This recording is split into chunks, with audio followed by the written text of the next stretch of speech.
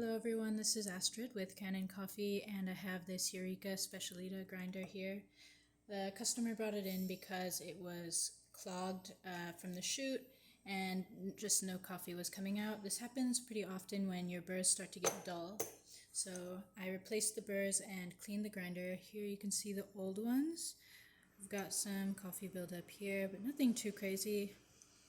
Mostly just the burrs were dull. So I also cleaned the hopper with some coffee cleaner to remove all those oily residues.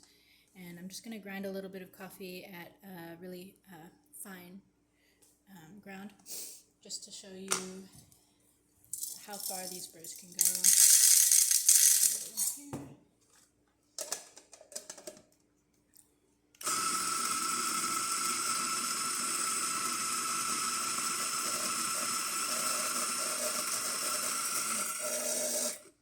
So this is probably a little bit more fine than you would want espresso, but I just wanted to show how fine this coffee can get.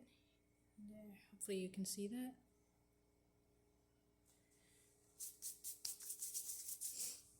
And that's about it for this video. So if you like the video, please hit the like button, subscribe to the channel. Thanks.